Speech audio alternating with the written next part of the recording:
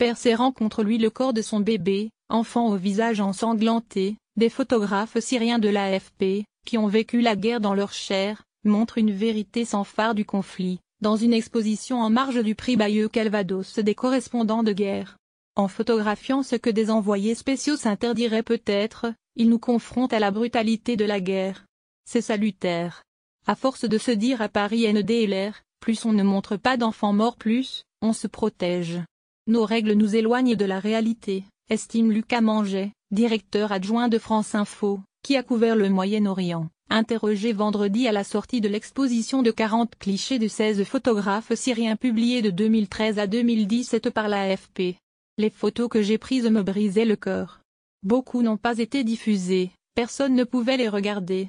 Mais il est important que le monde voie tous ces crimes, confie l'un d'entre eux, Karam Al-Mazri, photographe et vidéaste de 26 ans. Le jeune reporter a perdu ses parents pendant qu'il était prisonnier du groupe État islamique, après avoir été torturé par le régime. Ce lauréat de l'Istanbul Photo Award et du Grand Prix Varenne en 2016 s'ennuie aujourd'hui à la Maison des journalistes de Paris, impatient de repartir en zone de guerre. Nombre des photos exposées dans la paisible chapelle à pans de bois de la tapisserie de Bayeux montrent des enfants, ensanglantés, morts ou hurlant de douleur face à un corps. Le cœur se serre en effet, mais le regard est soutenable. La lumière extérieure, tamisée par les vitraux de l'ancien édifice religieux, adoucit l'atmosphère. Leur vécu les rend un peu plus audacieux. Ils ne mettent pas de gants. Ils dévorent la scène, explique Rana Moussoui, directrice adjointe, libanaise, du bureau de l'AFP à Beyrouth, autre avec Karam Al-Mazri de poignants récits, publiés sur le blog de l'AFP, sur le quotidien du jeune photographe, qui a parfois travaillé la faim, le froid et le désespoir au ventre. En mission éternelle, sans ou pas, je veux montrer chaque seconde, chaque minute, chaque heure de ce conflit, afin que l'opinion internationale voie qu'il ne s'agit pas de chiffres mais d'âmes qui meurent, souligne de son côté Zakaria Abdelkafi, 21 ans, autre photographe syrien exposé. Le reporter, qui a perdu un œil en Syrie, travaille aujourd'hui à Paris pour l'AFP et une agence turque. L'idée n'est pas d'empêcher les gens de dormir la nuit. Photographier des enfants, c'est difficile. Moi-même je suis choqué, mais ça mobilise l'opinion.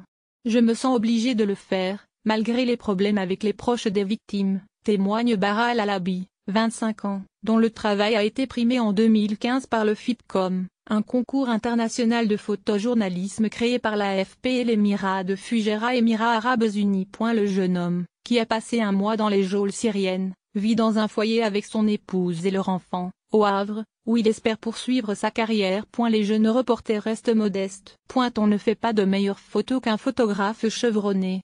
Mais un envoyé spécial dort à l'hôtel. Nous, on est en mission éternelle, jour et nuit, à la merci de l'explosion d'un baril, souligne Amé Al-Albi, 21 ans, autres photographes exposés à Bayeux jusqu'au 29 octobre. Le lauréat du regard des jeunes de 15 ans, attribué mardi à Bayeux par un jury de 12 000 jeunes, a été blessé par 2 balles en 2012. Un Syrien peut prendre plus de vérité parce qu'il connaît le terrain. En Irak, on aurait besoin de quelqu'un pour nous guider, ajoute Zakaria Abdelkafi.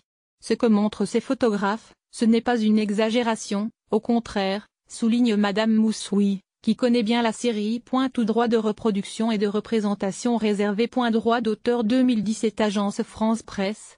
Toutes les informations reproduites dans cette rubrique ou sur cette page selon le cas sont protégées par des droits de propriété intellectuelle détenus par l'AFP.